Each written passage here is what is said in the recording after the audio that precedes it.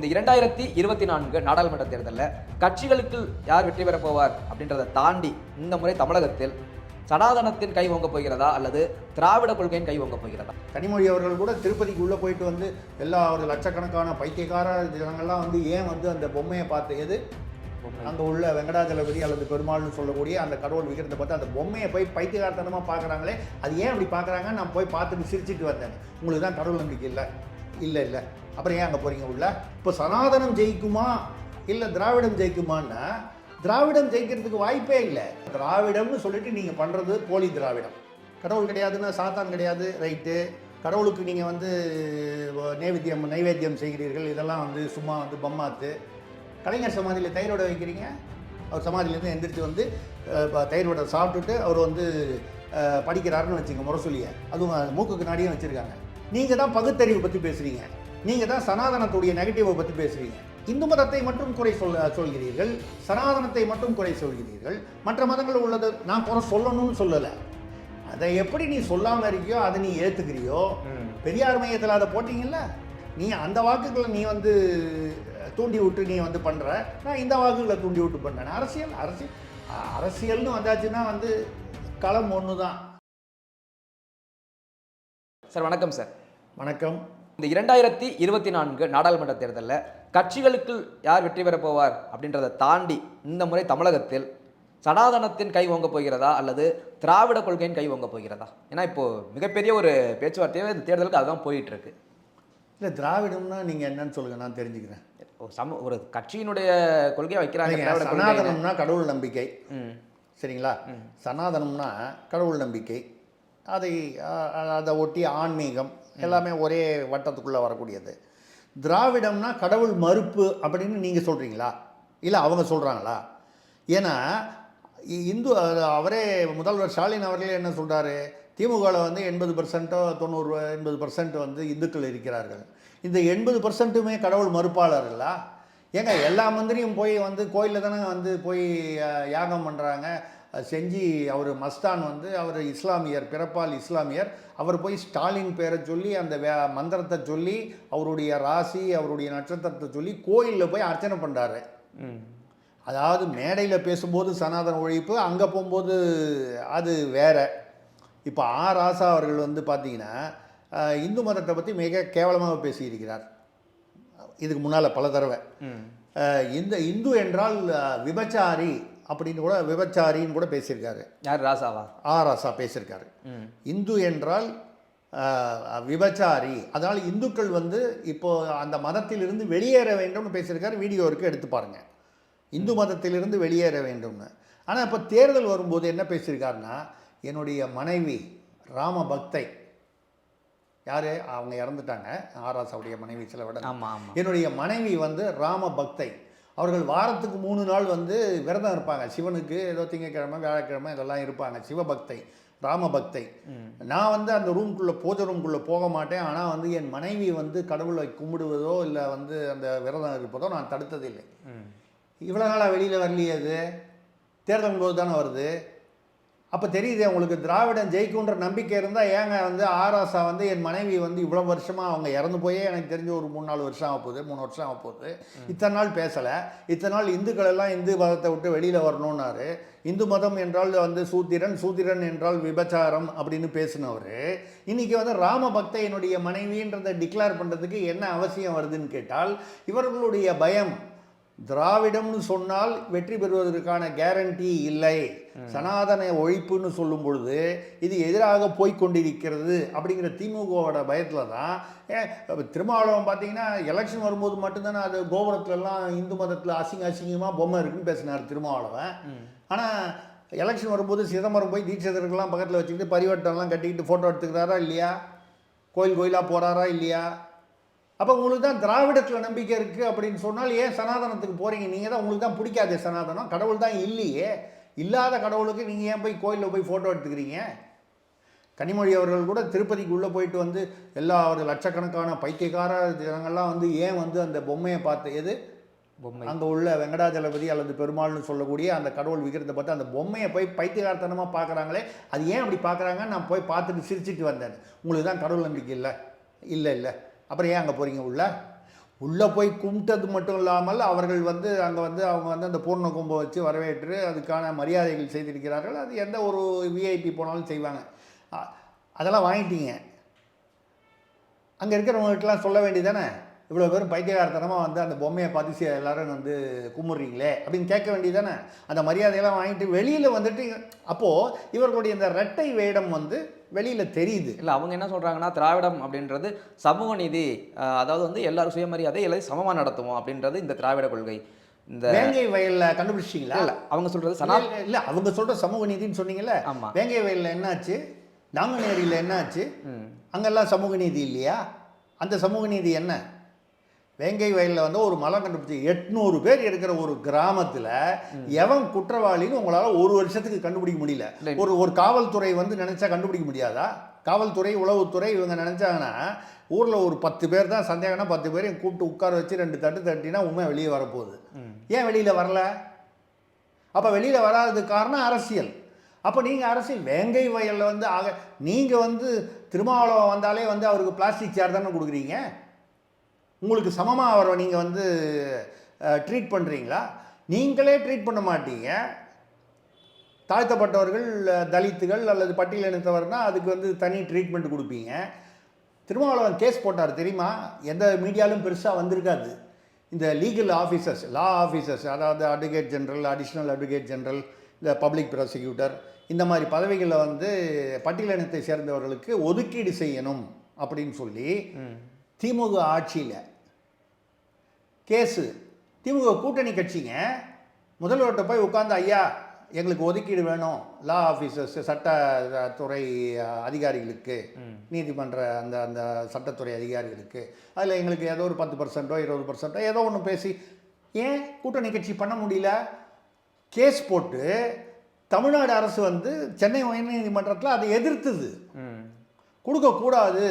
பெரும்பாலான மாநிலங்களில் வந்து அந்த உதாரணம் இல்லை, முன் உதாரணம்னு. ஆனால் 2 மாநிலத்தில் இருக்குது.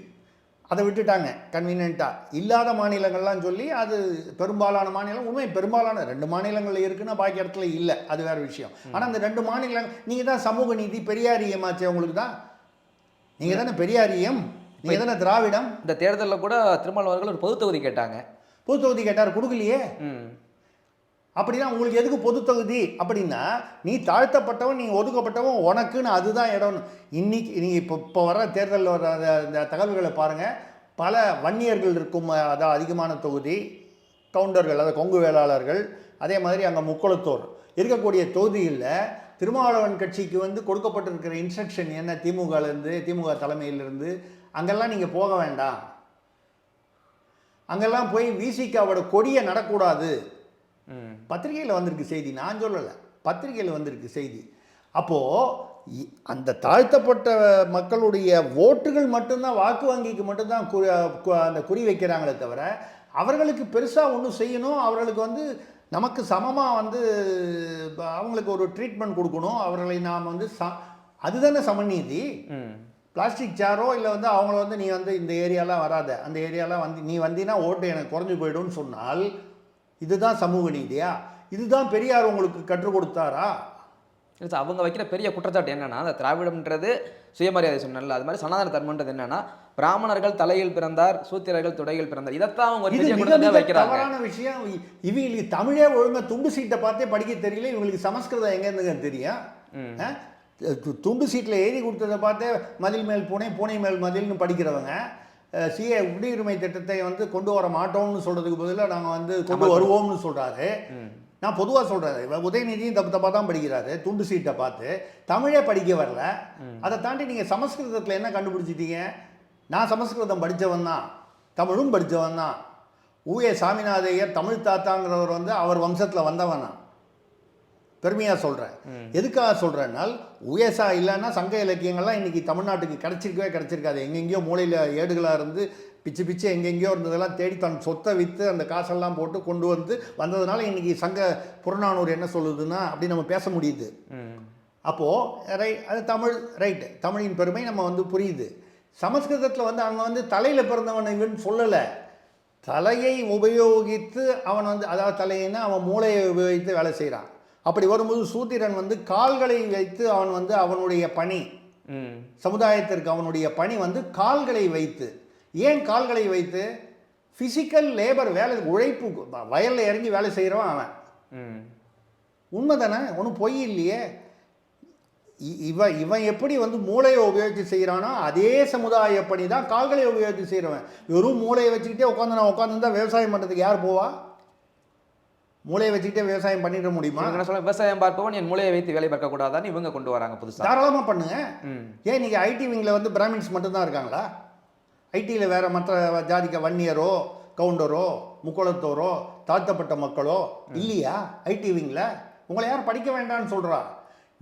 நீங்கள் ஊர் பூரா டாஸ்மாக போட்டு எல்லாரையும் குடிக்க வச்சுருவீங்க. அப்புறம் வந்து சமூகத்தில் நீதி, நாங்கள் வந்து எங்களை படிக்க விடலை, எங்களை வந்து பிதுக்கிட்டாங்க, ஒதுக்கிட்டாங்கன்னு பேசுகிறதுல என்ன அர்த்தம் இருக்குது? நீங்கள் எல்லா டாஸ்மாக்கையும் மூடுங்க, எல்லாருக்கும் இலவச கல்வி கொடுங்க. மெடிக்கல் காலேஜ் இது வரைக்கும் வந்து இன்ஜினியரிங் காலேஜ் வரைக்கும், அதை போஸ்ட் கிராஜுவேஷன் வரைக்கும் நீங்கள் வந்து கல்வியையும் மருத்துவத்தையும் மட்டும் இலவசமாக்குங்கள். கண்டதுக்கெலாம் 1000 ரூபா கொடுக்குறீங்க. இப்போ கூட வந்து அவர் துரைமுருகன் பையன் கதிரானந்த் போய் அது பேசினார். 1000 ரூபா எல்லாம் மேக்கப் போட்டிங்களே, எல்லாம் பலபலன்னு வந்தீங்கல்ல, அசிங்கமா இல்லை? அது பெண்கள்லாம் வந்து மேக்கப் போடுறதுக்காகவா அப்படின்னா 1000 ரூபா? இதுதான் சமூக நீதியா? அப்போ தமிழ்நாட்டு பெண்கள்லாம் ஏங்க ஒரு காலத்தில் மஞ்சள் பூசிகிட்டு இருந்தாங்க, அந்த காலத்தில் பாரம்பரியமாக. அதை விட்டுட்டு நீங்கள் பவுடர் பூசுறதுக்காக 1000 ரூபா கொடுக்குறேன்னு சொன்னால் இதுவே தமிழ்நாட்டை, தமிழ் பாரம்பரியத்தை யார் கேவலப்படுத்துகிறாங்க? திமுக தான் கேவலப்படுத்துது. இல்லை, இப்போ திராவிடம் தான் கேவலப்படுத்துது. சனாதனத்தை எதிர்த்து பேசினார்ல உதயநிதி ஒரு முறை. ஆமாம், அவங்க இந்த இந்தியா கூட்டணியில் பல கட்சிகளுமே ஆதரவு தரல, பல மற்ற மாநிலங்களில் இருக்கக்கூடிய கட்சிகளும் ஆதரவு தரல. ஆமாம், தரல. அப்போ இது தானே இப்போ ஏப்ரல் 19ஆம் இங்கே தேர்தல் முடிஞ்சிடுது இல்லை தமிழ்நாட்டில். இதுக்கப்புறம் ஜூன் வரைக்கும் மற்ற அந்த மாத கடைசி வரை மே 31 வரைக்கும் மற்ற மாநிலங்கள் இருக்குல்ல. ஏன் ஸ்டாலினை வந்து மற்ற இடத்துலையும் வந்து வட மாநிலங்களில் வந்து பிரச்சாரத்துக்கு யார் இது வரைக்கும் கூப்பிடலையே? கூப்பிட்டு அவர் வந்து இந்த தேதியில் இங்கே போகிறாருன்னு வழக்கமாக மற்ற தலைவர்களுக்கெல்லாம் வந்து ஒரு ஷெட்யூல் போட்டு வந்திருக்கு. ஏன் வந்து ஸ்டாலினை கூப்பிடல? ஸ்டாலினை கூப்பிட்டால் இது சனாதன எதிர்ப்புன்னு அவனுக்கு இருக்கிற ஓட்டும் போயிடும். பயந்துட்டு அவன் வந்து அண்ணே நீங்கள் வர வேண்டாம், நீங்கள் இருக்கிற இடத்துலேருந்து ஆசீர்வாதம் பண்ணுங்க போதுன்றான். அப்போ நீங்கள் உங்களுடைய இப்போ நீங்கள் கேட்ட கேள்விக்கு வர்றேன். இப்போ சனாதனம் ஜெயிக்குமா இல்லை திராவிடம் ஜெயிக்குமான்னா திராவிடம் ஜெயிக்கிறதுக்கு வாய்ப்பே இல்லை. அது எதனாலன்னு சொன்னால், அது நான் திராவிடம்ங்கிறதுக்குள்ள போல, நான் என்ன சொல்கிறேன், திராவிடம்னு சொல்லிட்டு நீங்கள் பண்ணுறது போலி திராவிடம். நீங்கள் எப்போ பிளாஸ்டிக் சேரு, நீங்கள் எப்போ வந்து விசிக கொடியை வந்து அங்கே நடக்கூடாது, அவன் அங்கே உள்ளே போகக்கூடாதுன்னு சொன்னீங்களோ, நீங்கள் வந்து அதுக்கு தான் பேர் திராவிடம்னு சொன்னால், இந்த திராவிடம் வந்து போலி திராவிடம். இது வந்து மக்கள் வந்து ஒதுக்க வேண்டிய திராவிடம். நீங்கள் வந்து சனாதனம் அப்படின்னால் திராவிடம் இல்லாதது நீங்கள் சொல்ல. சனாதனம்னா கடவுள் நம்பிக்கை. அதுதான் நான் சொன்னேன். நீங்கள் வந்து அன்றைக்கி வந்து மனுநீதி சொன்னார், அதெல்லாம் இன்றைக்கி வரும்னா 50 வருஷத்துக்கு முன்னால் இருந்ததெல்லாம் இன்றைக்கி வந்து கரெக்டாக இருக்கா? ஆணும் திருமணம் செய்வது வந்து ஒரு 10 வருடத்துக்கு முன்னால் வரைக்கும் வந்து கிடையாது. இப்போ தானே சட்ட ரீதியாக வந்து அது வந்து ஒத்துக்கிட்டாங்க. பெண்ணும் திருமணம் செய்து கொள்வது வந்து இப்போ வந்து சட்ட ரீதியாக வந்து அது கிரிமினல் குற்றம் இல்லைன்னு சொல்லியிருக்காங்களா? 10 வருஷத்துக்கு முன்னாலே 20 வருஷத்துக்கு முன்னாலேயே சொன்னாங்களா? கால மாற்றங்கள் வருது. அதான் நான் அந்த ஒரு உதாரணத்தை கூட சொன்னேன். கண்ணகி வந்து கோவலனை வந்து தண்டிச்சிட்டாங்க, தவறாக தண்டித்தார்னோன்னா அந்த அரசர் வந்து யானோ அரசன் யானே கல்வன்னு சொல்லி அந்த பாண்டியன் வந்து டப்புன்னு அரியணையிலேயே உட்காந்து உயிரை விட்டார். அதுக்கப்புறம் அந்த அம்மா சும்மா இருந்துச்சா? போய் மதுரை பூரா எரிச்சிச்சு. கண்ணகிக்கு சிலை வச்சிங்க, கையில் ஒரு சிலம்பு பார்த்தா ரிங்கு மாதிரி பெருசாக இருந்துச்சு, இருந்தாலும் வந்து ஒரு சிலை வச்சிங்க, ரைட்டு. இன்றைக்கி வந்து ஒரு ஹைகோர்ட்டில் ஒரு ஜட்ஜ்மெண்ட் வருது, தப்பான ஜட்ஜ்மெண்ட் கொடுத்துட்டார் ஒரு ஜட்ஜி. எத்தனையோ இடத்துங்களும் அந்த மாதிரி வருது. அதை தாண்டி சுப்ரீம் கோர்ட்டு அப்பீல் எல்லாம் வருது. ஒரு ஹைகோர்ட்டில் ஒரு தப்பான ஜட்ஜ்மெண்ட் வருது. மதுரை வேணாம், அந்த ஹைகோர்ட்டு காம்ப்ளெக்ஸில் உள்ள வாசலில் 2 டீ கடையை எரிச்சா நீங்கள் செலவு வைப்பீங்களா? அன்றைக்கி கண்ணகி பண்ண போது நம்ம வந்து கண்ணகி சிலப்பதிகாரம், தமிழ் பெண் வீரம், அந்த காலகட்டம். இன்னைக்கு அதே கண்ணகி செய்ததை இங்கே நம்ம ஊரில் இன்னைக்கு வாழக்கூடிய ஒரு கண்ணகி வந்து செய்தால் அது சட்டப்படி குற்றம் பிடிச்சி உள்ளே வச்சுருவாங்க. இவ்வளோதான் வித்தியாசம். நீங்கள் அதில் உள்ள நீதியை தான் எடுத்துக்கணும். அதில் என்ன நீதி? அரசனாக இருக்கிறவன் எல்லாத்தையும் ஆய்வு செய்து இதுவாக பார்க்கணும், அவசரப்பட்டு ஒரு தீர்ப்பு கொடுத்துடக்கூடாது. இவ்வளோதான் அதில் உள்ள விஷயம். அந்த காலகட்டத்தில் இருந்த உதாரணம், தேர்காலில் வந்து இட்டு தன்னுடைய மகனையே அந்த பசுவை கொண்டுட்டான், பசுவோடைய கன்றை கொண்டுட்டான்னு தேர்காலே இட்டான், ரைட்டுங்க. இன்றைக்கி ஒரு மினிஸ்டரோட பையன் வந்து போய் கார் எடுத்துகிட்டு போகிறான், ஒரு கேள்வியை வந்து காரில் ஏற்றி கொண்டுடுறான். அதுக்காக அந்த மினிஸ்டர் வந்து உடனே கார் எடுத்துகிட்டு போய் தன் பையனை வந்து ரோட்டில் வந்து அவன் மேலே இடித்து வந்து சேர்த்துடுவா. முதல்ல அது பண்ண முடியுமா சட்டப்படி? அடுத்தது பண்ணுவாரா? ஆனால் இன்றைக்கி நம்ம பெருமையாக சொல்லும்போது மனுநீதி சோழன் அன்றைக்கி பண்ணார்ல, அந்த காலகட்டம். அதுலேருந்து என்ன நீங்கள் இதை தெரிந்து கொள்ள வேண்டிய நீதி என்ன? உன் பையனாக இருந்தாலும் உன் குடும்பமாக இருந்தாலும் நியாயம் நீதி நேர்மைன்னு ஒன்று இருக்குது, அதை பார்க்கணும். உன் புள்ளைன்றதுக்காக சுயநலமாக செயல்படக்கூடாது ஒரு அரசன், ஆட்சி செய்பவன், இல்லை ஒரு பதவியில் இருப்பவன். இவ்வளோதான் அதில் சொல்லப்பட்ட கருத்து.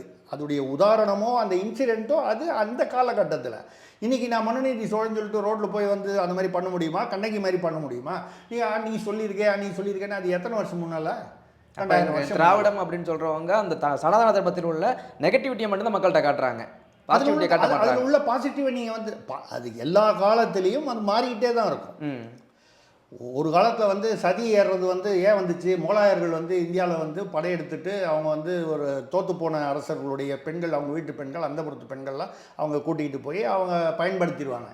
அதுக்கு பயந்துக்கிட்டு அவங்களாம் வந்து உடன்கட்டை ஏற ஆரம்பித்தாங்க. எதனால்? முகலாயர்களுக்கு முன்னால் வந்து உடன்கட்டை ஏறினதா எங்கேயாவது வரலாற்றில் இருக்கா? இல்லையே. அப்போ தான் வந்தது. ஏன் வந்தது? அந்த காலத்தின் கட்டாயம். அதுக்கப்புறம் வந்து என்ன பண்ணாங்க, ஒரு பீரியடில் வந்து இது வந்து அனாவசியம், தேவையில்லை ஒரு பெண்ணை.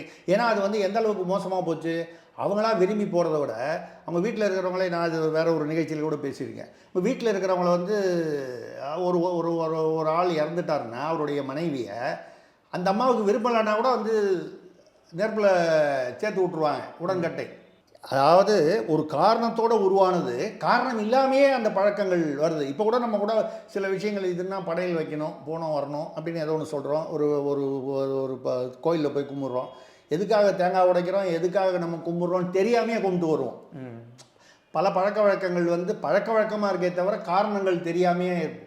அதே மாதிரி அந்த காரணங்களை தாண்டி வெறும் பழக்க வழக்கம் மட்டும் கண்டினியூ ஆன போது அதை நிறுத்தினார்கள். இப்போ பேசுகிற இதே திராவிடத்துக்கு சப்போர்ட்டாக இருக்கிற காங்கிரஸில் இருந்த நேரு, ஜவஹர்லால் நேருடைய தந்தை மோத்திலால் நேரு இதே மாதிரி ஒருத்தரை வந்து இதில் போட்டாங்க. அதாவது ஒரு கணவர் இருந்தபோது அவருடைய மனைவியை வந்து அவருடைய சகோதரரே, அந்த பெண்ணின் சகோதரரே வந்து தூக்கி நெருப்பில் போட்டார். புருஷனே போயிட்டா இனிமேல் நீ இருந்து என்ன பண்ண போகிறேன்னு. அவர் பேரில் வழக்கு, குற்ற வழக்கு. அவருக்காக வாதாடி அவர் செய்தது குற்றம் அல்லன்னு விடுவிச்சது யார்? மோத்திலால் நேரு, ஜவஹர்லால் நேரு அப்பா. அவங்களோட தானே நீங்கள் இப்போ திராவிடத்தில் கைகோத்துட்டு அலையிறீங்க. அப்போது யார் சனாதனம்? சனாதனத்தில் உள்ள நெகட்டிவுக்கு வந்து யார் வந்து சப்போர்ட் பண்ணால்? இதே காங்கிரஸ். மோத்திலால் நேரு பண்ணால் அது ரைட் ஆகிடுமா? நமக்கு முன்னால் இருந்தாருன்றதுக்காக? யாராக இருந்தாலும் குற்றம் குற்றமே. அப்போது நீங்கள் குற்றம் செய்தவனுக்கு நீங்கள் வந்து அப்போ நீங்கள் சனாதன எதிர்ப்பு பற்றி பேசுகிறீங்க. நான் அதனால் என்ன சொல்கிறேன்னால், மக்களுக்கு ஆன்மீக நம்பிக்கை எங்கேயாவது ஒரு எல்லா கோயிலையும் வந்து நீங்கள் பழனியில் கோயிலில் வந்து ஒரு திருவிழா பாருங்க, நாளுக்கு நாள் வந்து லட்சக்கணக்கில் வந்து அங்கே வந்து பக்தர்கள் அதிகமாகி தான் இப்போ இருக்காங்களே தவிர இவங்க திராவிடம்னு கொண்டு வந்து எங்கேயாவது குறைஞ்சிருக்கா? அத்திவரதரை கொண்டு வந்து மேலே வச்ச போது திமுகவை சேர்ந்த பல நிர்வாகிகள் தான் குடும்பத்தோடு முதல்ல போய் விஐபி பாஸில் போய் நின்றுட்டு வந்து பார்த்துட்டு வந்தது. அப்புறம் என்ன திராவிடம்? சனாதனம் மக்களுக்கு சொல்லக்கூடிய நல்ல கருத்துக்கள் என்ன சார்? ஏன்னா நெகட்டிவிட்டி மட்டும் தான் ஸ்பிளிட் பண்ணிட்டு இருக்காங்கல்ல, இதில் கூட நல்ல கருத்துக்கள் என்ன சொல்ல? இல்லைங்க, ஒழுக்கம், சமுதாய பண்பாடு, இதுக்காக தான் இது. அதாவது சனாதனம் அப்படிங்கிறது வந்து இந்து மதத்தை ஒட்டியது. சரிங்களா? எந்த மதமுமே, நான் இந்து மதம் மட்டும் சொல்லலை, ஏன்னா இந்து மதம் இருக்கிறதுலையே முன்னால் வந்த மதம். அதுக்கப்புறம் கிறிஸ்தவ மதம், அதுக்கப்புறம் வந்தது தான் இஸ்லாமிய மதம். அது ரைட், அந்தந்த மதத்தில் ஏதோ ஒரு கோட்பாடு இருக்குது. எல்லா மதத்திலையுமே உள்ள கோட்பாடுகள் வந்து சமுதாய ஒழுக்கம், பண்பாடு, இதுதான் பேசிக்காக வந்து சமுதாய ஒழுக்கம், பண்பாடு. இந்த அவனுடைய வந்து அந்த பண்பாட்டுக்கு இப்போ நம்ம வந்து இந்து மதத்தில் வந்து விதி, கர்ம வினைன்னு சொல்கிறோம். மற்ற மதங்களில் அது கிடையாது. அது ஏன் கிடையாதுன்னு அவங்கள தப்பாக சொல்லலை. இங்கே இருக்குது, அங்கே இல்லை. ஏன் அதை சொல்கிறான்னா, இப்போ நமக்கு வந்து நான் எல்லாம் கரெக்டாக நல்லா தான் பண்ணேன், ஆனால் கடவுள் வந்து இப்படி என்னை தண்டனை கொடுத்துட்டாரு, அந்த ஆள் இந்த இவன் வந்து என்னை ஏமாற்றிட்டானே, கடைசியில் அவன் நல்லா இருக்கான், ஏமாற்றிட்டு அவன் காரில் போகிறான், நான் வந்து சைக்கிளில் போகிறேனே, இப்படின்னு இவன் வாழ்க்கை வந்து இப்படியே வந்து டிப்ரெஸ் ஆகி போயிடுவான்னு. அப்போ வந்து போன ஜென்மத்தில் நீ எதாவது தப்பு பண்ணியிருப்ப, அதனால தான் நீ இந்த ஜென்மத்தில் கஷ்டப்படுற. இப்போ நீ ஒன்றும் தப்பு பண்ணலை, ஆனால் வந்து போன ஜென்மத்தில் பண்ணியிருக்கலாம், அதனால் கஷ்டப்படுறேன்னு சொன்னால் அவன் ஆறுதல் அடைஞ்சு தூங்குவான், அடுத்த நாள் வேலையை பார்ப்பான். இது இல்லைன்னா அவன் டோட்டலாக வந்து மண்டை காஞ்சி போய் பைத்தியமாக அலைவான். ஸோ மக்களுக்கு வந்த ஆறுதல், அவனை வந்து ஒரு அந்த ரொட்டீனுக்கு அவனை கொண்டு வரணும். ஒரே ஒரு விஷயத்தில் வந்து ஒரு பின்னடைவு வந்தால் அதோட வந்து வாழ்க்கை முடிஞ்சு போச்சுன்னு சொல்லி அவன் வந்து தன்னையோ தன்னுடைய குடும்பத்தையோ பாதிக்கிற மாதிரி அது கொண்டு வரக்கூடாது. இப்படி நான் ஒரு உதாரணத்துக்காக சொல்கிறேன். அப்போ விதின்னு ஒன்று சொன்னாங்க. கர்ம வினைன்னு ஒன்று சொன்னாங்க. இப்போ நீங்கள் வந்து கர்ம வினைங்கிறது உண்மையா அப்படியான்னா நீங்கள் வந்து கடவுளே கிடையாது, ரைட்டு. கடவுள் கிடையாதுன்னா சாத்தான் கிடையாது, ரைட்டு. கடவுளுக்கு நீங்கள் வந்து நைவேத்தியம் செய்கிறீர்கள், இதெல்லாம் வந்து சும்மா வந்து பம்மாத்து. கலைஞர் சமாதியில் தயிரோடு வைக்கிறீங்க, முரசொலி டெய்லி கொண்டு போய் வைக்கிறீங்களே, எந்திரிச்சு வந்து படிப்பாரா? தப்பி தவறி எந்திரிச்சு வந்தால் யாராவது அங்கே நிற்பானா பக்கத்தில்? அவர் சமாதியிலேருந்து எந்திரிச்சு வந்து தயிர் வடை சாப்பிட்டுட்டு அவர் வந்து படிக்கிறாருன்னு வச்சுங்க முரசொலியை, அதுவும் மூக்குக்கு நாடியும் வச்சுருக்காங்க. நீங்கள் தான் பகுத்தறிவு பற்றி பேசுகிறீங்க, நீங்கள் தான் சனாதனத்துடைய நெகட்டிவை பற்றி பேசுகிறீங்க. இது சனாதனமா? சனாதனம் வேண்டாயா? இதுதான் திராவிடமா? அப்போ நீங்கள் வந்து அதை நீங்கள் குற்றம் சொல்கிறதுல என்ன இருக்குது? நீங்கள் எதை குற்றம் சொல்கிறீர்களோ அதையே தான் நீங்களும் செய்கிறீர்கள், ஆனால் வேற ஒரு பெயரில் செய்கிறீங்க. நான் என்ன சொல்கிறேன், எது வந்து நம்ம இந்த காலத்துக்கு ஒவ்வாததோ அதை நீக்கி விடுங்கள், அதை ஒதுக்கி விடுங்கள், அதை சீர்திருத்தம் செய்யுங்கள். சதி எப்படி உடன்கட்டை வந்து எப்படி ஒரு காலத்தில் அது வந்து பழக்கமாக இருந்து பிற்காலத்தில் வந்து தடை செய்யப்பட்டதோ அது மாதிரி உள்ள பழக்கங்களை அது தவறு, இந்த சமுதாயத்துக்கு தவறு என்று அதை ஒதுக்கி விடுங்கள். நியாயம். அப்படியே அன்றைக்கி 2000 வருஷத்துக்கு முன்னால் சொன்னது திருக்குறள், திருவள்ளுவர், தமிழர்கள்லாம் ரைட்டு, ஆமாம் வாஸ்தவம். வாய்மைன்னு சொன்னார எல்லா அரசியல்வாதிகளும் வாய்மை தானே. புலால் உண்ணல்னு அது உண்ணாமைன்னு சொன்னார். அவங்களுக்கு யாருக்கு விருப்பம் இருக்கோ அவங்க வந்து வெஜிடேரியனாக இருக்கான், இல்லை நான் வெஜிடேரியனாக இருக்கான். பிறன்மனை விழையாமைன்னு சொல்கிறான். திராவிடம் அங்கேயே அடிபட்டு போச்சே. இன்னொருத்த முன்னாடி வந்து ஆசைப்படாதன்னு சொல்கிறான், அங்கேயே திராவிடம் அடிபட்டு போச்சே. நான் வந்து அனாவசிய உதாரணங்கள்லாம் கொடுக்க விரும்பலை, அங்கேயே திராவிடம் அடிபட்டு போச்சு. இந்த மாதிரி பல விஷயங்கள். அப்போ நம்ம என்ன எடுத்துக்கணும்? திருக்குறளில் சொல்லப்பட்ட மாண்பு என்ன, நீதி என்ன, அதில் இன்னைக்கு எது வந்து எந்நன்றி கொண்டாருக்கும் ஓய்வு உண்டாம் ஓய்வில்லை, செய் நன்றி கொண்டாமல் இருக்குன்னா அது அன்னைக்கும் பொருந்தும், இன்றைக்கும் பொருந்தும். அது மாதிரி எல்லா காலத்துக்கும் பொருந்தும் அந்த விதிகளை மட்டும் வைத்துக்கொண்டு எது பொருந்தாதோ அதை நீக்கி விடுங்கள், ஒதுக்கி விடுங்கள், அதை நீங்கள் கடைபிடிக்க வேண்டாம். இது சனாதனத்துக்கும் பொருந்தும், இல்லை எந்த மத, இது எல்லா மதத்துக்கும் பொருந்துங்க. இப்போ நீங்கள் இந்து மதத்தை மட்டும் பேசுகிறீங்களே, நான் ஒரு உங்களுக்கு உதாரணத்தோடு சொல்கிறேன், அதுக்கு நான் வந்து உங்களுக்கு வந்து ஆதாரமும் கொடுக்குறேன். நான் வந்து கிறிஸ்தவர்களுக்கோ இஸ்லாமியர்களுக்கோ எதிரானவர்கள் இல்லை. எனக்கு இன்ஃபேக்ட் வந்து அந்த மதங்களைச் சேர்ந்த நண்பர்கள் மிக அதிகம். கிறிஸ்துவ மதத்தில் ஓல்டு கேள்விப்பட்டிருக்கீங்களா? பைபிளில் வந்து ஓல்டு டெஸ்டமெண்ட், நியூ டெஸ்டமெண்ட், அதாவது பழைய விவிலியம், புதிய விவிலியம். பழைய விவிலியத்தில் என்ன சொல்லுது? நான் ஒரு உதாரணமாக சொல்கிறேன், அந்த மதத்தை இழிவுபடுத்துவதற்காகவோ குறைத்து பேசுவதற்காக சொல்ல. இதே மாதிரி இந்து மதத்துலேயும் இருக்கும். நான் அதை உதாரணத்துக்கு கம்பேர் பண்ணுறேன். அப்போ அந்த மதத்தில் என்ன சொல்லுது? ஒரு ஊரில் ஒரு அரசன் போய் எதிரில் அரசனை வந்து தோற்கடித்து விட்டால் அங்கே அந்த நாட்டு பெண்களை நீ பயன்படுத்தி கொள்ளலாம். அப்படி நீ பயன்படுத்தி கொண்டால் பரமபிதா, அதாவது இயேசுன்னு சொல்கிறாங்க, இல்லை அதுக்கு தாண்டி ஒரு பரமபிதா இருக்கா, பரமபிதா மிகவும் மகிழ்ச்சி அடைவார். எப்படி?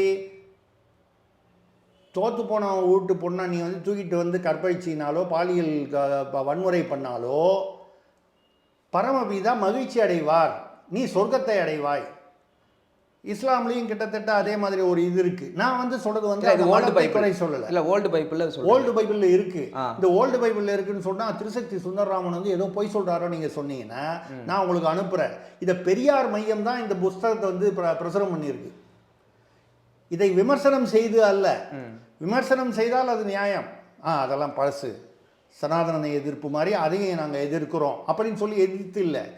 இதை ஆதரவு கொடுத்து பெரியார் மையம் என்ற ஒரு உங்களுக்கு நான் அதை அனுப்புகிறேன், நீங்கள் வேணாலும். வெளியிடப்பட்டதே பெரியார் மையம் அப்படின்ற இதில் தான் வெளியிடப்படுது. அதில் யாரோ திராவிட கழகத்தை சேர்ந்த 2 எழுத்தாளர்கள் தான் எழுதியிருக்காங்க. நான் சொல்கிறது வந்து இப்போ இல்லை, ஒரு 30 வருஷம் முன்னால், 40 வருஷம் முன்னால்.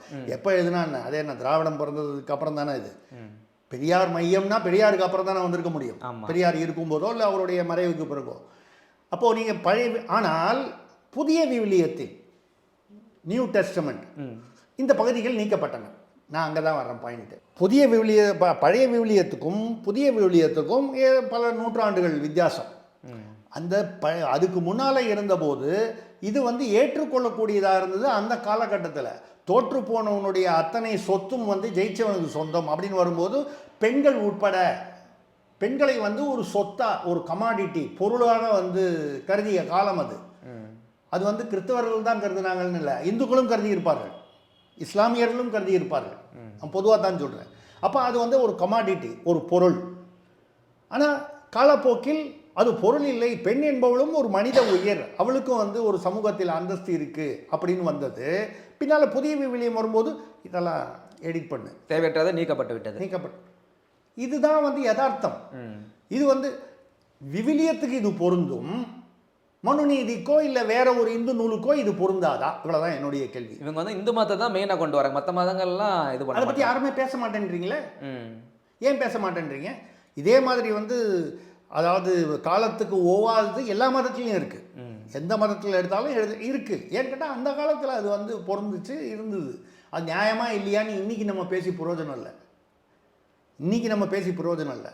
மகாத்மா இந்த காந்தி காலத்தில் இருந்ததே வந்து நீங்கள் 70 வருஷம் பொறுத்து இன்றைக்கி பொருந்தாத பல விஷயங்கள் இருக்குது. அன்றைக்கி வந்து அவர் வந்து சொன்னார், ஒரு இப்போ இயேசு கிறிஸ்து சொன்னாருன்னு சொல்லுவோம், மகாத்மா காந்தி சொன்னான்னு சொல்லுவோம், ஒரு கன்னத்தில் இருந்தால் இன்னொரு கன்னத்தை காமிங்க, நான் பார்க்குறேன், வாங்க ரோட்டில் வாங்க, எவனாவது ஒருத்தன் எதிரில் வந்து ஒரு கன்னத்தில் இருந்தால் நீங்கள் இன்னொரு கன்னத்தை காமிக்கிறீங்களா? நான் பார்க்குறேன். காமிப்பீங்களா? சும்மா பேச்சுக்கு தான், நடைமுறையில் நடக்குமா? நடக்காது. அப்போ நம்ம என்ன சொல்லணும், அது தப்புன்னு நம்ம சொல்லலை. அது அன்னைக்கு அது கால மாற்றத்திற்கு ஏற்றவாறு கருத்துக்களை மாற்றிக்கணும். இன்னைக்கு வந்து நீங்கள் இன்னொரு கண்ணத்தை காமிச்சிங்கன்னா மறுபடியும் மூணாவது இங்கே ரெண்டாவது எந்த கண்ணத்தில் முன்னால் வச்சாலும் அது இல்லாமல் மண்டையில் வேற அடிப்பான். இன்றைக்கி உள்ள காலகட்டம், இன்றைக்கி உள்ள சூழ்நிலை. ஸோ அதையே பிடிச்சிட்டு நீங்கள் வந்து அப்படி சொல்லியிருக்கு, இப்படி சொல்லியிருக்கு, இப்படி சொல்லியிருக்குன்னா அப்போ எல்லா மதத்துலையும் என்ன சொல்லியிருக்குங்கிறத நீங்கள் வெளியில் கொண்டு வரணுமா இல்லையா? அதில் சீர்திருத்தம் கொண்டு வரணுமா இல்லையா? இந்த சீர்திருத்தம் என்னை பொறுத்த வரைக்கும் யாருமே கொண்டு வர வேண்டியதில்லை, நீங்கள் ஒன்றும் முயற்சி பண்ண வேண்டியதில்லை. இந்த கால மாற்றத்துக்கு தகுந்த மாதிரி தானாக அது வந்து வந்துடும். அதுக்குன்னு யாரோ ஒரு, நீங்கள் சொல்கிறீங்க பெரியார்னு சொல்கிறீங்க, நான் வந்து வேறு யாரோ ஒருத்தர் விவேகானந்தர்னு சொல்லுவேன், ஒரு உதாரணத்துக்கு சொல்கிறேன். அப்போ அந்தந்த காலத்தில் ஒரு சமூக சீர்திருத்தவாதிகள் வந்து அதை சரி செய்து விடுவார். சமுதாயம் அதுக்கேற்ற மாதிரி ஆட்டோ அட்ஜஸ்ட் பண்ணிட்டு போயிடும். ஓகே, இதுதான். ஸோ அப்போ நீங்கள் இந்து மதத்தை மட்டும் குறை சொல்கிறீர்கள், சனாதனத்தை மட்டும் குறை சொல்கிறீர்கள், மற்ற மதங்களில் உள்ளது நான் குறை சொல்லணும்னு சொல்லலை. அதை எப்படி நீ சொல்லாமல் இருக்கியோ அதை நீ ஏற்றுக்கிறியோ. பெரியார் மையத்தில் அதை போட்டிங்கல்ல. இப்போ நான் இதை வந்து பெருசு பண்ணி இன்றைக்கி யாராவது மேடையில் ஏறி திமுகவோ இல்லை திராவிட கட்சிகள் ஏதாவது பேசுமா? பழைய விவிலியத்தில் இப்படி இருக்கிறது, இது கண்டிக்கத்தக்கதுன்னு ஒருத்தனுக்கு பேசுகிறது தைரியம்? ஏன்? வாக்கு வங்கி, சிறுபான்மையினரின் வாக்கு வங்கி. அப்போ இப்போ இதைத்தான் வந்து மோடி என்ன பண்ணுறாரு, யூஸ் பண்ணிக்கிறார். ஓகே சார், பாஜக யூஸ் பண்ணிக்குது. நீ அந்த வாக்குகளை நீ வந்து தூண்டி விட்டு நீ வந்து பண்ணுற, நான் இந்த வாக்குகளை தூண்டி விட்டு பண்ணுறேன். அரசியல்னு வந்தாச்சுன்னா வந்து களம் ஒன்று தான். நீ அந்த பக்கம் அரசியல் பண்ணால் நான் இந்த பக்கம் அரசியல் பண்ணுறேன். ஓகே சார், சனாதனத்தை பற்றின உங்கள் கருத்து மக்கள் மத்தியில் எந்த அளவுக்கு புரிதல் ஏற்படுத்துன்னு பார்ப்போம். தொடர்ந்து பேசுவோம். நன்றி. நன்றி, வணக்கம்.